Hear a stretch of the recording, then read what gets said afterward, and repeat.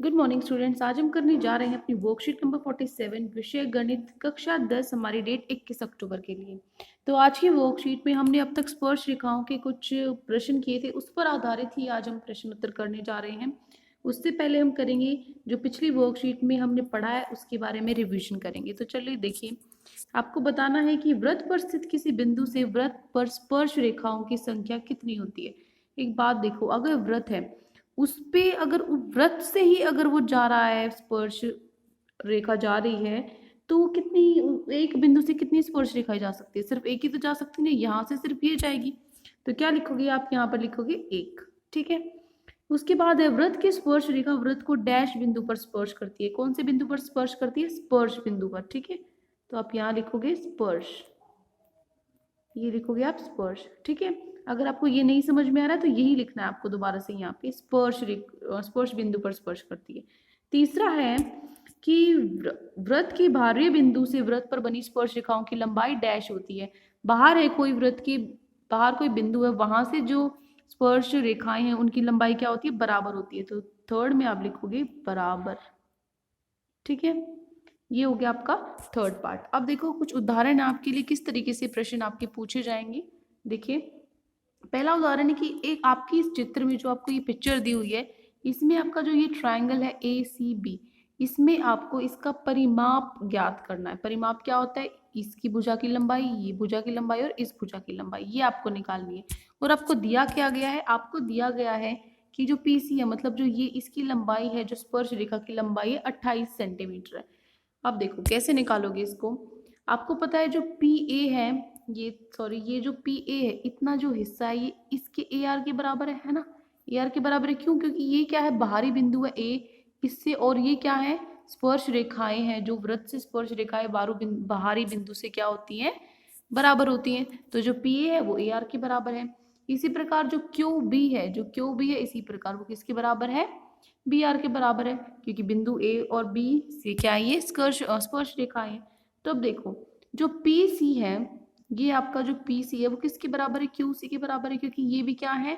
जो बिंदु है, बाहरी बिंदु से जो वृत्त की स्पर्श रेखाएं हैं वो उनकी लंबाई बराबर होती है। ठीक है, तो इसलिए जो PC है वो भी क्या होगा? QC के बराबर होगा। ठीक है, तो PC क्या है? PC तो 28 है। PC 28 है, तो PC किससे मिलकर बना है? एक तो ये, इसको हम अगर दो हिस्सों में बांटे, एक तो बना है PA यहाँ तक, PA प्लस में AC जमा में AC, है ना? तो ये पूरा मिलके कितना हो जाता है? 28। वही आपको लिखना है। ठीक है, PA plus AC is equals to 28। अब आप देखो यहाँ पर है AR प्लस AC, जो ये AR है और ये है PA।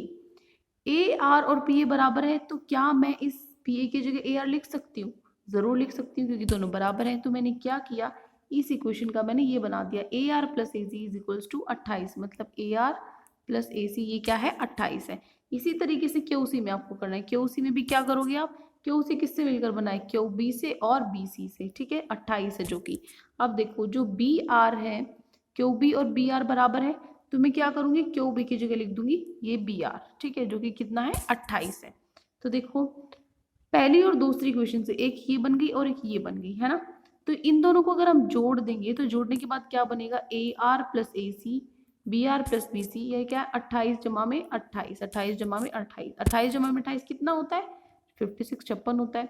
अब ध्यान से देखो, जो आपको ये कौन सी टर्म चाहिए? AC और BC, ये तो चाहिए आपको। ठीक है, तो AC और BC हटा दो। ठीक है, ये दो भुजाएं होंगी, क्योंकि परिमाप चाहिए तो तीनों भुजाओं का योग होगा, तो दो भुजाएं होगी। तीसरी भुजा है ये, तीसरी भुजा किससे मिलकर बनी है? तीसरी भुजा बनकर मिली है AR और RB से, है ना? तो AR और BR से मिलकर हमने उसकी जगह में हमने क्या लिख दिया? AB लिख दिया। तो ये तीनों भुजाएं का योग हो गया AB AC प्लस BC, किसके बराबर आया? 56 के बराबर आ गया, जो कि हमें निकालना था। ठीक है, परिमाप निकालना था त्रिभुज का।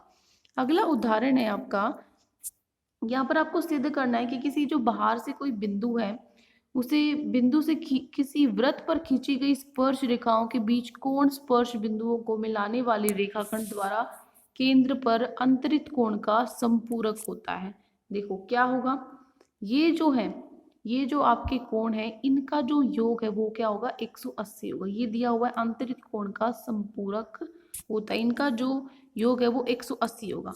देखो, सबसे पहले चित्र के अनुसार जो CED है, CED है ये वाला एंगल, और जो CAD है ये वाला एंगल, ये वाला कोण, इनका योग क्या है 180, ये आपको सिद्ध करना है। ठीक है, तो आपको पता है क्योंकि वृत्त की जो त्रिज्या है और जो स्पर्श रेखा है वो क्या लंब बनाती है, ये त्रिज्या हो गई, ये त्रिज्या होगी, और ये क्या होगी आपकी स्पर्श, आपस में क्या बनाती है, लंब बनाती है। सबसे पहले आपको पता होना चाहिए जो चतुर्भुज है, ये क्या आपका एक चतुर्भुज बन रहा है। चतुर्भुज क्या होता है, जिसकी चार भुजाएं होती है, 1 2 3 4, चार भुजाएं हैं इसकी।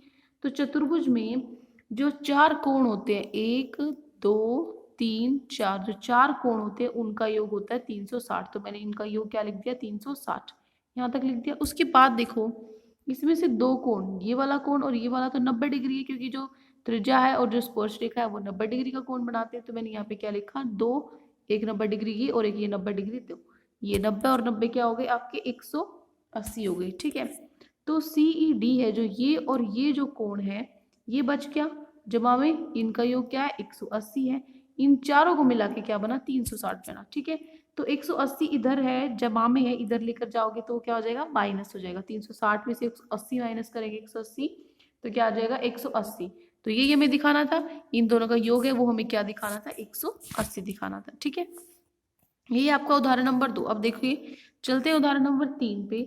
आपको क्या दिया हुआ है कि दिए गए चित्र में आपको जो DOB है ये निकालना है एक तो, और आपको ये जो छोटा सा एंगल है ये निकालना है। देखो कैसे निकालोगे, सबसे पहले ये लोगे आप, ये जो चतुर्भुज है इसमें ये बिल्कुल आसान है, क्योंकि इसका योग और इसका योग क्या होता है 180। ठीक है, इनका योग 180 होता है, ये 40 है, तो 180 में से 40 घट गए, कितने बच गए, कितने बच गए 140 बच गए। तो ये कितना है, ये 140 है। अब देखो ये 140 है, जो पूरा गोलाई में होता है ये क्या होता है 360 डिग्री का कोण बनाता है, तो पूरा गोलाई में 360 बनेगा। 360 में से ये हिस्सा 140 है, तो ये बाहर वाला हिस्सा कितना होगा 220, जिसको हम बोलते हैं प्रतिवर्ती। ठीक है, जो बाहर का जो कोण होता है। ठीक है, अब देखो ये क्या है संपूरक कोण है, क्योंकि ये दोनों क्या थे संपूरक कोण थे, क्योंकि 180 डिग्री का क्या बना रही थी, 180 डिग्री मिलकर बनाते हैं कोण। और यहाँ पर उसके बाद ये 140 निकला, तो ये जो बाहर वाला है ये क्या होगा 220 निकला। कैसे, क्योंकि प्रतिवर्त है, ये क्या पूरा जो होता है ये 360 डिग्री होता है। अब देखो, अब मुझे ये वाला कोण निकालना है, ये वाला कोण निकालना है, तो ये मेरे पास ये वाला चतुर्भुज में लूंगी, इसमें इसका योग, इसका योग, इसका योग और इसका योग, चारों का योग क्या होना चाहिए 360 होना चाहिए, है ना। चारों का योग क्या हो जाएगा, ये देखो ये 360 होगा। 360 में से अब मेरे पास तीन तो मेरे पास पता होनी चाहिए ना, ताकि मैं चौथा ये निकाल सकूं। तो तीन में से देखो एक एक करके हम सब कुछ निकालेंगे।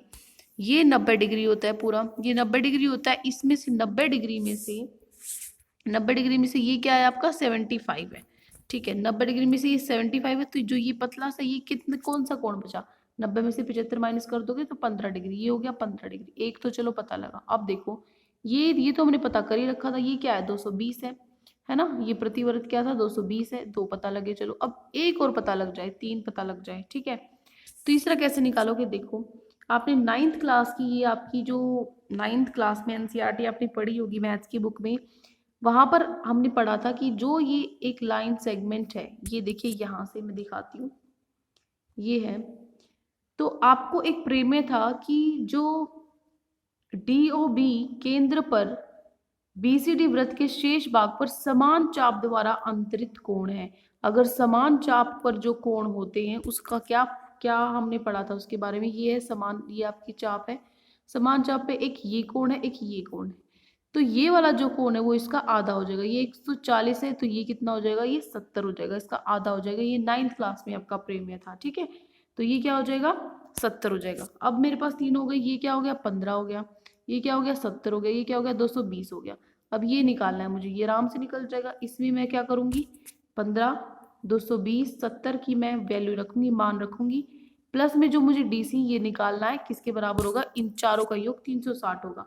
तो जब मैं इन तीनों को जमा करती हूँ तो मेरा आएगा उत्तर 305। तो 360 में से मैं 305 घटाऊंगी तो ये कितना बचा, ये 55 बचा। तो ये कोण कितना होगा 55 डिग्री का कोण होगा। ठीक है, तो ये तीनों उदाहरण थे। तो चलिए अपने प्रश्न करते हैं। सबसे पहला प्रश्न आपका, चित्र में C वृत्त पर केंद्र है, ये देखिए जो ये C वृत्त है इस पे केंद्र है, आपको क्या करना है M का मान ज्ञात करना है। ये M है और ये 3M है। ठीक है, आपको इसका मान ज्ञात करना है। तो आपको पता है ये क्या है, ये है संपूरक कोण। संपूरक कोण का जो योग होता है वो कितना होता है 180 डिग्री होता है। तो यहाँ पर भी आप ऐसे ही लिखोगे, ये क्या होगा BAD और BCD है वो 180 होंगे। क्यों होंगे, यहाँ पर लिख दो समपूरक कोण, ठीक है, समपूरक कोण, ठीक है, ये आप लिख दो ब्रैकेट में। जो संपूरक कोण है वो क्या होगा 180 के बराबर, ये था m और ये था 3m जो किसके बराबर होंगे 180 के बराबर। तो 3m प्लस 3m क्या हो गए 4m, 4m बराबर 180। तो m की क्या क्या मान आएगा 180 बटे में 4 45 डिग्री, m क्या आ गया 45 डिग्री। ये हो गया आपका प्रश्न नंबर 1। अब देखो प्रश्न नंबर 2 पर, प्रश्न 2 है आपको ये चित्र दिया हुआ है। इस चित्र में आपको क्या करना है, ये आपका केंद्र है, ये और ये आपको दिए हुए हैं, दोनों क्या है जो टेंजेंट स्पर्श रेखाएं दी हुई है। ये स्पर्श रेखा की लंबाई x प्लस 10 है, इसकी जो लंबाई है 2x माइनस 1 है। आपको क्या करना है x का मान ज्ञात करना है। तो आपको पता है जो बाहरी पॉइंट है, बाहरी पॉइंट से जो स्पर्श रेखाएं होती हैं उनकी लंबाई बराबर होती है। तो इसका मतलब ये किसके बराबर होगा, इसके बराबर होगा। x प्लस 10 लिखोगे आप, जो एच जी है वो जी आई के बराबर होगा। क्यों बराबर होगा, क्योंकि बाहरी बिंदु से बनाई गई स्पर्श रेखाएं बराबर होती हैं। तो एच जी है x प्लस 10 और जी आई है 2x माइनस 1। यहाँ से x वाले एक तरफ करोगे, 2x इधर प्लस में है, इधर आके माइनस में हो जाएगा। 10 माइनस 1 क्या हो जाएगा, यहाँ पे 10 प्लस में इधर आके माइनस 10 हो जाएगा, ठीक है। अब देखो दो में से एक x गई तो एक x बची, लेकिन जो साइन है किसका लगेगा, बड़े का। ऐसे इधर 10 माइनस माइनस 1, माइनस माइनस होता है प्लस, तो 11, 10 प्लस 1 11, लेकिन माइनस जो साइन है वो बड़े का लगेगा, तो -11। अब देखो माइनस से माइनस कट गया तो x क्या हो गया 11। तो x की वैल्यू निकालनी थी, x का मान निकालना था, जो कि हमारा क्या निकला 11 निकला, ठीक है। अब देखो प्रश्न नंबर 3, 6 सेंटीमीटर की त्रिज्या वाले वृत्त पर दो स्पर्श रेखाएं एक दूसरे के साथ 120 का कोण बनाती है। तो सिद्ध करना है आपको जो स्पर्श की लंबाई है वो 2√3 सेंटीमीटर है। ध्यान से देखो क्या करना है आपको इस क्वेश्चन में, ये देखिए ये आपका प्रश्न नंबर 3, आपको क्या दिखाना है, ये शो कर दीजिए। आपको दिखाना है जो PA है वो किसके PB के बराबर है, जो कि कितना होगा 2√3। यहाँ पर आप लिख सकते हो शो की जगह दर्शाना है, ठीक है, यहाँ लिख सकते हो आप दर्शाना है, ठीक है, दर्शाना है।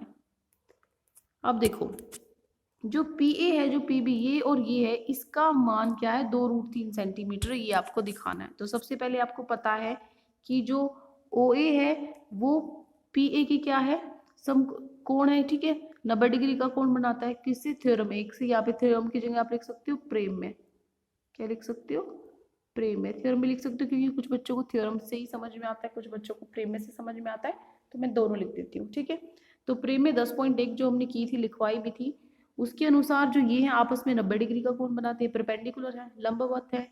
उसके बाद जो OB है ये भी लंबवत है, किस पे, BP पे, ठीक है, क्योंकि ये भी जो त्रिज्या है ये स्पर्श रेखा से लंब बनाती है। अब देखो अगर हम ये ट्राइंगल देखें, ये आपको पूरा 120 दिया हुआ है, पूरा 120 है, तो इसको मैं आधे में से काट दूंगी तो ये आधा क्या हो जाएगा 60 डिग्री हो जाएगा, ठीक है। तो POB जो ये त्रिभुज है, POB त्रिभुज है वो क्या है, राइट एंगल ट्राइंगल है, समकोण त्रिभुज है, ठीक है, समकोण त्रिभुज है, ठीक है। यहाँ पर आप लिखोगे इसको काट के समकोण त्रिभुज। अब देखो इसमें त्रिभुज में देखेंगे हम, तो जो टेंजेंट थीटा है, टेंजेंट थीटा हम लेंगे, क्योंकि टेंजेंट थीटा क्या होता है परपेंडिकुलर अपॉन बेस, क्योंकि मुझे बेस निकालना है ना, इसकी लंबाई निकालनी है, इसकी लंबाई और इसकी लंबाई बराबर होती है, 2√3 दिखानी है। तो मेरे पास ये दिया हुआ है और ये मुझे निकालना है, ये क्या है लंब है और ये क्या है हमारा आधार है। तो जो टेंजेंट थीटा वो क्या होता है लंब बटे आधार, ठीक है, आधार होता है। अब यहाँ पे थीटा क्या है, मैंने आधा लिया था 60 डिग्री, टेंजेंट 60, लंब क्या है आपका OB जो कि 6 है, और आधार क्या है आपका BP जो कि हमें निकालना है, और टेंजेंट 60 डिग्री होता है √3 के बराबर, ठीक है। तो यहाँ से इसको क्रॉस BP को ऊपर ले कर जाओ और √3 को नीचे ले आओ। अब नीचे √3 है, आपको पता है कि जो डिनोमिनेटर नीचे √3 नहीं आ सकता, तो मैं ऊपर नीचे √3 से गुना और विभाजित करूंगी, ठीक है। तो यहाँ से मुझे मिलता है ऊपर 6√3, और यहाँ पे 3 गुना में √3 गुना में √3 क्या होता है 3 होता है, तो 3 दूनी 6, तो क्या किससे कट गया, जो BP है वो मेरा आया 2√3 सेंटीमीटर, यही मुझे दिखाना था। अब ये 2√3 सेंटीमीटर है, तो जो PA है वो भी क्या होगा 2√3 सेंटीमीटर, ये हमें दिखाना था, है ना, ये दिखाना था, ये देखो ये दिखाना था, जो कि हमने प्रूफ सिद्ध कर दिया, ठीक है। तो ये हो गया हमारा प्रश्न नंबर 3। अब चलते हैं लास्ट प्रश्न पे, आज के क्वेश्चन पे। लास्ट क्वेश्चन में आपको दिया हुआ है, आपके पास एक वृत्त है, एक वृत्त डी त्रिभुज डी ई एफ की भुजा ई एफ पे पी बिंदु पर भुजाओं डी ई और डी एफ को बढ़ाने पर क्रमश ओ तथा आर पर स्पर्श करता है। तो आपको सिद्ध करना है कि जो डी क्यू है वो क्या हो जाएगा, डी क्यू किसके बराबर है, डी ई एफ के परिमाप के बराबर है। ठीक है, तो देखो कैसे निकालोगे, क्या दिया हुआ है आपको, जो डी एफ का परिमाप, पहले तो क्या होगा, डी एफ का परिमाप होगा ये डी ई, इसको यहाँ ऊपर लिख लेना बेटा डी, ये डी ई डी एफ और ई एफ, ये होगा इसका परिमाप। तो ये आपको निकालना पड़ेगा पहले, क्योंकि हमें क्या दिखाना है, शो क्या करना है, दर्शाना क्या है, यहाँ लिख लीजिए दर्शाना है। ठीक है, दर्शाना है, दर्शाना क्या है, जो डी क्यू है, जो डी क्यू है, ये जो डी क्यू है ये क्या है, इसके परिमाप का आधा है, इसके परिमाप का आधा, तो इसका परिमाप निकालना पड़ेगा। ठीक है, देखो क्या दिया हुआ है, जो डी क्यू है, जो डी क्यू है वो डी आर के बराबर है, क्योंकि बाहरी बिंदु से बनाई गई स्पर्श रेखाएं बराबर होती हैं। उसके बाद जो क्यू ई है, जो क्यू ई है वो ई पी के बराबर है। ठीक है, ये जो हिस्सा है क्यू ई, ये किसके, इसके बराबर है, ई पी के, ये भी क्या है, बाहरी बिंदु से बनाई गई स्पर्श रेखाएं बराबर होती है।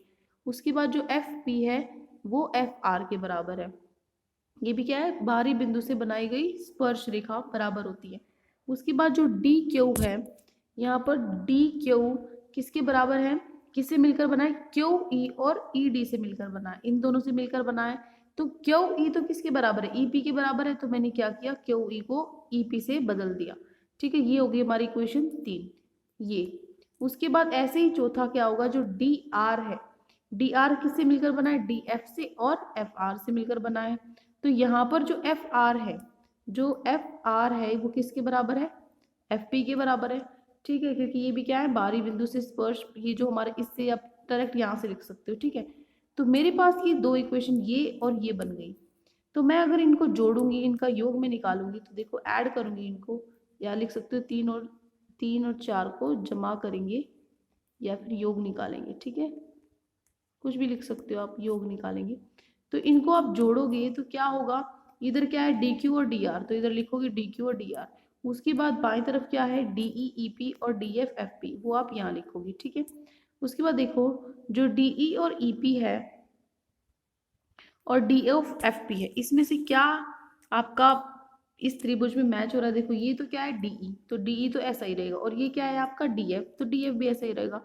ये तीसरा आपको त्रिभुज के तीनों भुजा चाहिए, ये भुजा आपको चाहिए, किससे मिलकर बनेगी, ईपी से और पीएफ से, तो ईपी और पीएफ तो हमारे पास है, तो इसकी जगह मैं क्या लिख सकती हूँ, इन दोनों की जगह मैं ईएफ लिख सकती हूँ। तो ये क्या हो गया, मेरे तीनों भुजाओं का योग हो गया किसके बराबर, D Q plus D Q. यहाँ पे जो डी आर है उसको मैंने डी क्यू ही लिख दिया, क्यों, क्योंकि ये और ये बराबर ही है, तो मैं दोनों को बराबर लिख सकती हूँ। तो डी क्यू जमा में डी क्यू कितनी हो गई, 2 डी क्यू किसके बराबर होगी, तीनों भुजाओं के योग के बराबर होगी। तो यहाँ पे जो ये 2 है नीचे जाके ये क्या हो जाएगा, इधर विभाजित हो जाएगा। और ये क्या है, ये है परिमाप किसका, डी ई एफ का। ठीक है, तो ये हमें दिखाना था। तो ये हो गया आपका क्वेश्चन नंबर 4। ठीक है, क्वेश्चन नंबर 4, ये 4 क्वेश्चन आज आपकी वर्कशीट में गिवन है। आई होप आपको अच्छे से चारों क्वेश्चन समझ में आ गए होंगे और उदाहरण भी। कोई भी डाउट आपको पूरी वर्कशीट में किसी भी तरह का, तो कमेंट सेक्शन में आप हमसे पूछ सकते हैं। और अगर आपको हमारी वीडियो अच्छी लगे तो हमारे चैनल को सब्सक्राइब भी कर सकते हैं। Thank you and have a great day.